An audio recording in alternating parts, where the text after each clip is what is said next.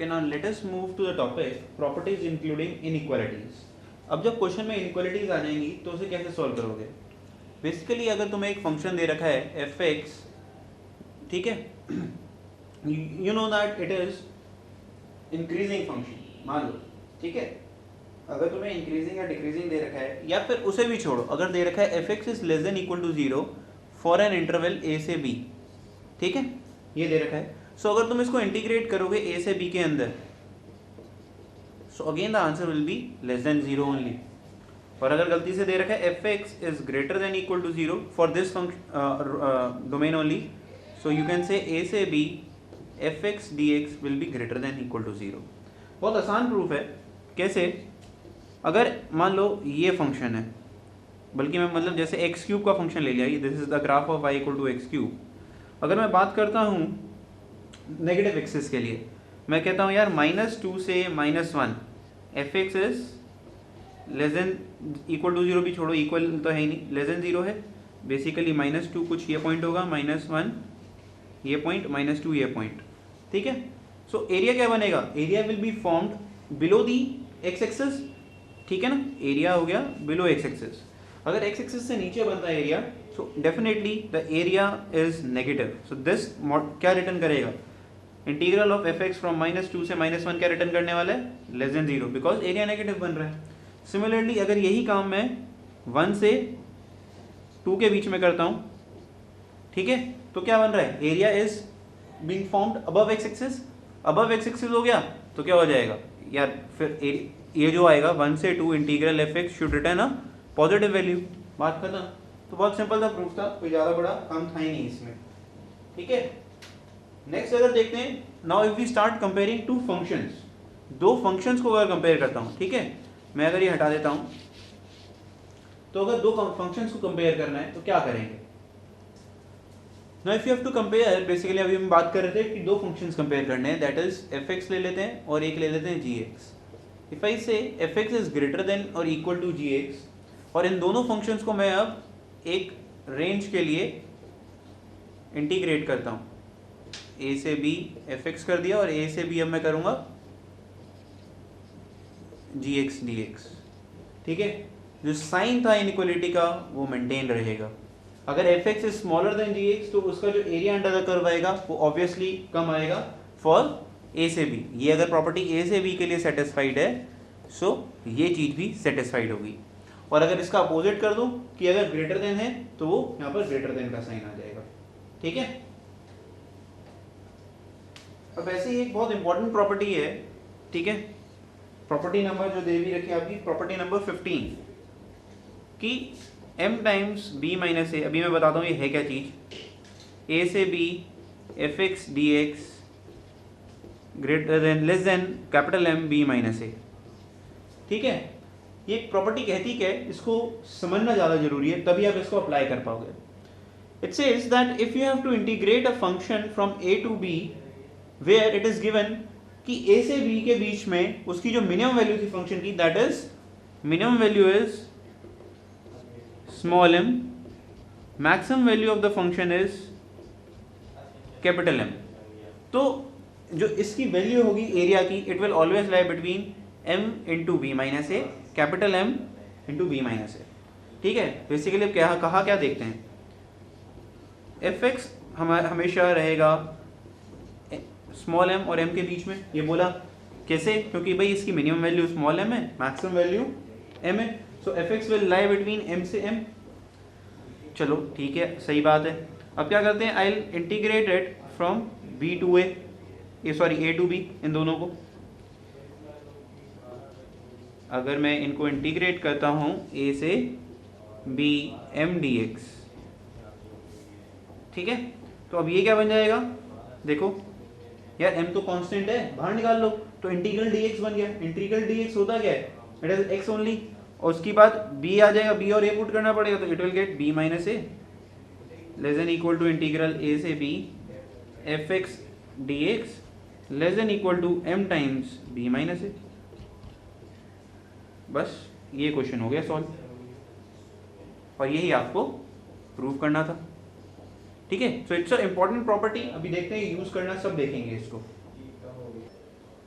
Now let us do property number 16 which says that modulus of a से b fx dx this will always be smaller than अगर मैं अंदर modulus ले जाऊं integral के modulus fx dx।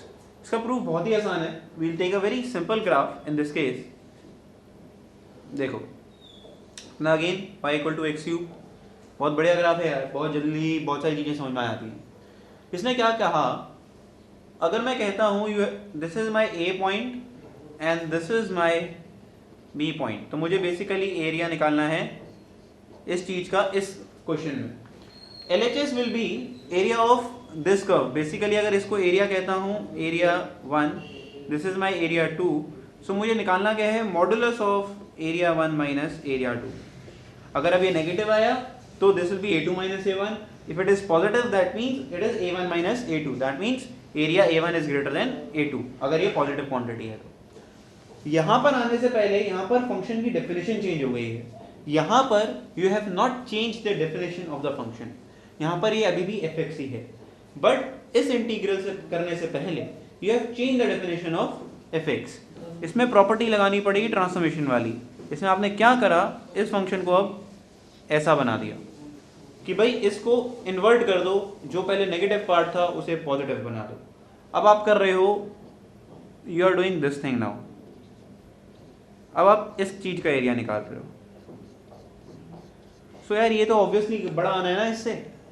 भाई अगर मान लो ये एरिया ऊपर भी बन रहा होता, नेगेटिव नहीं बन रहा होता, तो हद से हद होगा क्या, it will come out to be equal. अगर ये एरिया ऐसा ना हो कि अगर मेरी शेप ही ये होती है फिक्स की, तो ये दोनों चीजें बराबर हो गई होती। बट अगर ये नेगेटिव बन रहा है तो modulus fx will make it positive. So यहाँ पर क्या हो जाएगा, एरिया हमेशा क्या आएगा, A1 plus A2, and you know A1 plus A2 is greater then A1 minus A2। सो इसलिए दिस इज ग्रेटर देन और इक्वल टू का साइन यहाँ पर आ जाता है। इक्वल टू कब होगा, जब दोनों फंक्शंस हमेशा पॉजिटिव है, मतलब ये ग्राफ हमेशा ऊपर बन रहा है। नेगेटिव में आ जाएगा तो ये ऑब्वियसली ये ग्राफ बड़ा एरिया देगा। ठीक है, काफी ऑब्वियस प्रॉपर्टी थी ये वाली। इनफैक्ट आप सारी जो डिफिनेट की प्रॉपर्टीज हैं, you can prove them by just taking some graphs लो, उनका एरिया देखो, एरिया कहां से कहां तक बन रहा है और उनको सॉल्व कर लो। ठीक है, next starting the property number 17। ये क्या कहती है ये देखते हैं आप। ये काफी एक स्पेशल प्रॉपर्टी है, जिसमें अगर आप दो फंक्शंस को मल्टीप्लाई करके उनका इंटीग्रल ले रहे हो a से b, यू कैन से this will always be smaller than if you have integrated it. कैसे, देखो अंडर रूट ले लिया, मॉडुलस ऑफ a से b f square x dx, और सिमिलरली इसको मल्टीप्लाई करा a से b इंटीग्रेट कर लो g स्क्वेयर x dx। तो कहने का मतलब है कि अगर स्क्वेयर कर देते हो तो ये आंसर हमेशा बड़ा आएगा। ठीक है, ये कहने का इसका मतलब है। इसको भी डायरेक्ट क्वेश्चन करेंगे, we'll try to solve it there only. In fact मैं चलो आपको पहले इसी का करा देता हूँ। लेट अस सॉल्व इलस्ट्रेशन 25 का बी पार्ट। ठीक है, यही प्रॉपर्टी को यूज करना है। कैसे करना है वो देखते हैं। You have to integrate what, 0 से 1 under root 1 plus x into 1 plus x cube, and you have to prove it is less than equal to 15 by 8। ये आपको प्रूव करना है बेसिकली अंडर रूट के अंदर।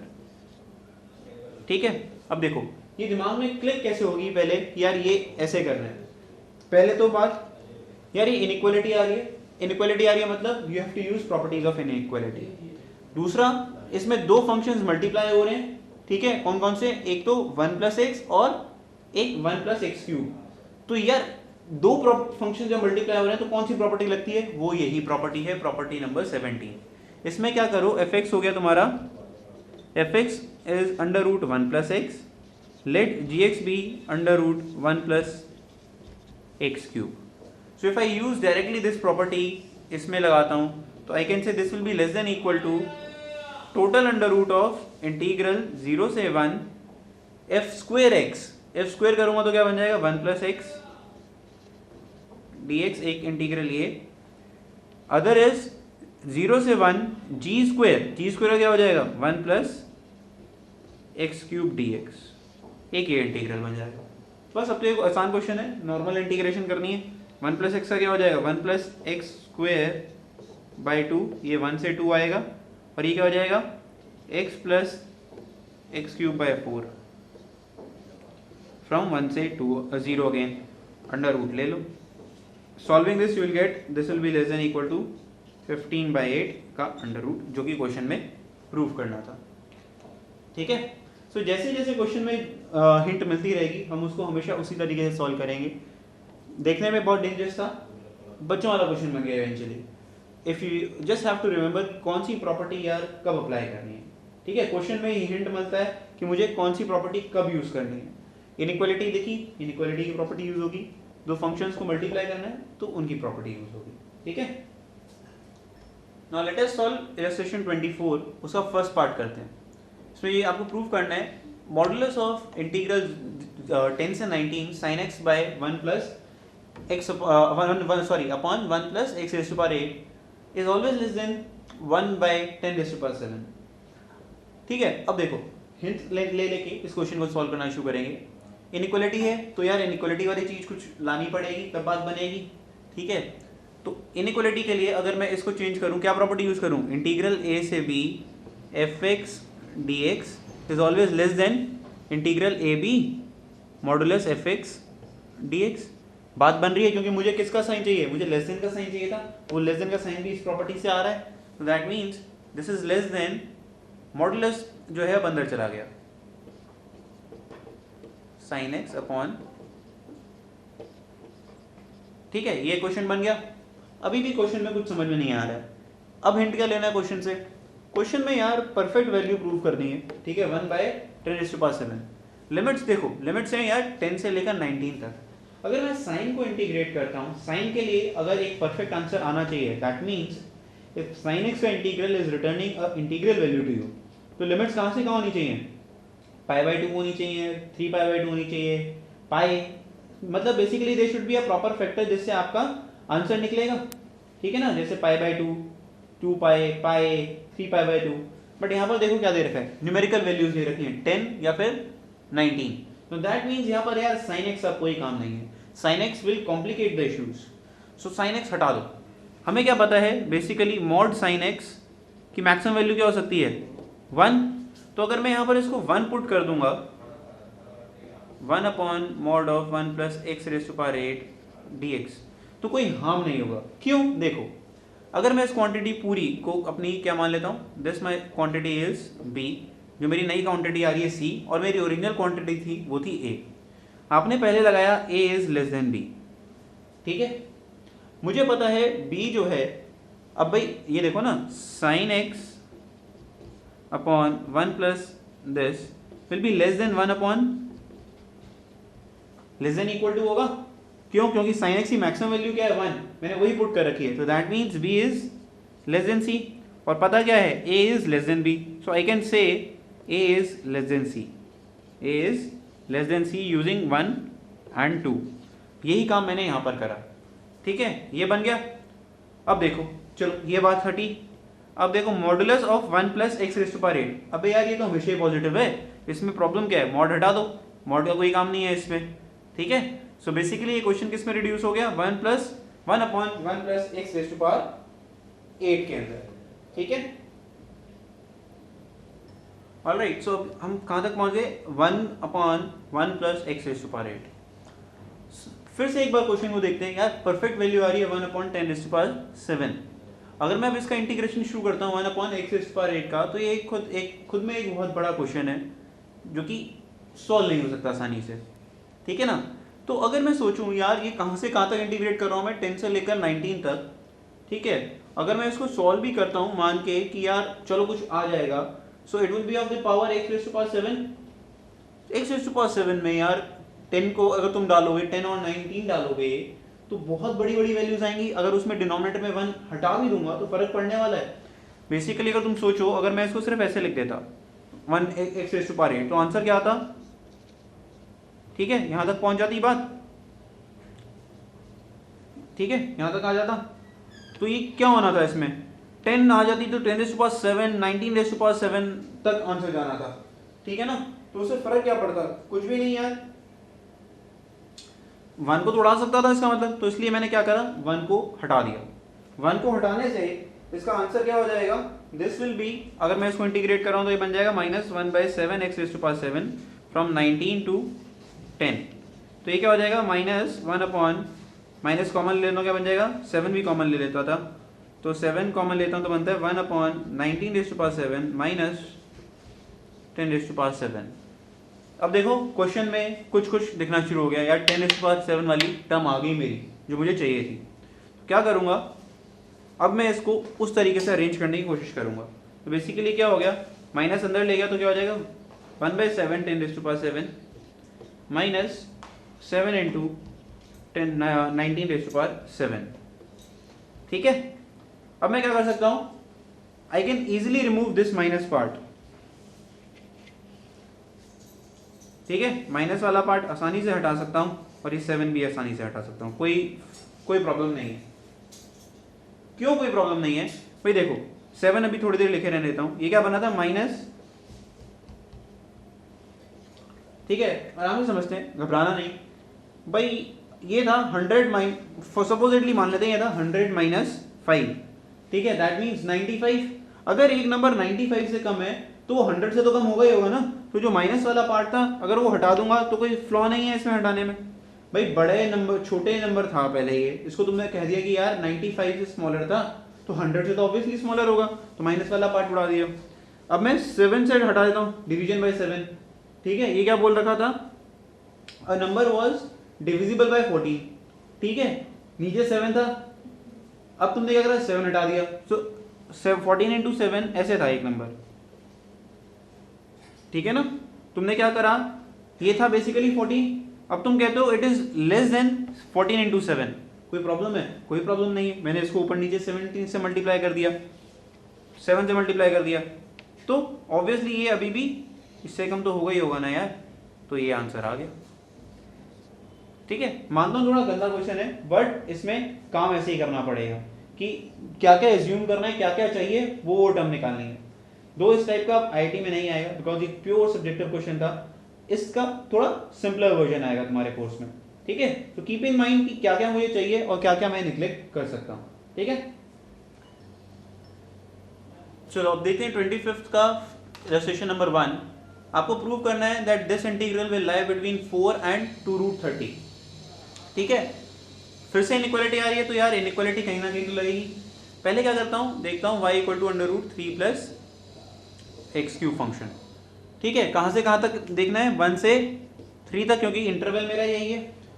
पहली बात देखने से पता चल रही है कि 1 से 3 तक this is an increasing function. Differentiate करने की भी जरूरत नहीं है, जबकि पैकेज में आपको डिफरेंशिएट करा हुआ है कि यार इसकी वैल्यू डिफरेंशिएट करके देखो कि इट्स एन इंक्रीजिंग फंक्शन और नॉट। 1 डालोगे तो यार वैल्यू बढ़ी आएगी, 2 डालोगे और वैल्यू बढ़ी आएगी, 3 डालोगे और वैल्यू बढ़ी आएगी, सिंपल सी बात है। So it's an increasing function, no doubt about it. Increasing function है तो इसका मतलब क्या हुआ, this will always lie between f1 and f3। f1 की वैल्यू क्या आ रही है, अगर 1 सॉरी ये क्यूब है, 1 डालता हूं तो वैल्यू क्या आ रही है, √4 which is 2 and this is 3 plus ये वाला f3 की वैल्यू आएगी 3 + 27 दैट इज √30। ठीक है, अरे यार ये तो कुछ बात बनती हुई सी दिख गई। Actually the question that is given to you उसमें यही चीजें आ रही है, √30 आ रहा है या 2 आ रहा है, बेसिकली आपको इंटू 2 और करना है। अगर देखा जाए डिफरेंस क्या आ रहा है, this is here it is 4, here it is 2 √30, that means आपको इस पूरी इक्वेशन को 2 से मल्टीप्लाई करना है और बीच में क्या चाहिए, इंटीग्रल। यार काम हो गया, कैसे, अगर इन सबको मैं इंटीग्रेट कर देता हूं विद इन इंटरवल 2, जो कि मुझे दे भी रखा है 1 से 3 में इंटरवल कितना हो गया, 2 यूनिट्स का। If I integrate all of them from 1 to 3 dx, ठीक है, तो ये तो सारी दोनों टर्म्स क्या है, कांस्टेंट। सो बेसिकली होगा क्या, 3 - 1 हो जाएगा, सो दिस विल बिकम 2 × 3 - 1। ये एज इट इज कॉपी हो जाएगा यहाँ पर 1 से 3 जो कि मुझे क्वेश्चन में चाहिए, और ये क्या हो जाएगा, √30 × 3 - 1। ठीक है, तो बेसिकली क्या चीज बन गई, 4। ठीक है, ये एज इट इज यहाँ आ गया और ये क्या बन गई, 2 √30, और यही मुझे क्वेश्चन में चाहिए था। ठीक है, तो ये बहुत आसान क्वेश्चन था and particularly this type of questions can come in IIT. ये परफेक्ट क्वेश्चन था यार, क्या क्या चाहिए था वो लिखा अपनी एक प्रॉपर इनइक्वालिटी लगाई, बेसिकली इसमें डेफिनेट का ज़्यादा यूज़ भी नहीं करा हमने देखा जाए तो, ठीक है ना। सो ये इस तरीके के क्वेश्चंस यहाँ पर आप बुक से इसको अपने आप एक बार दोबारा सॉल्व जरूर करना, नहीं तो आपको ये याद नहीं होंगे, ठीक है।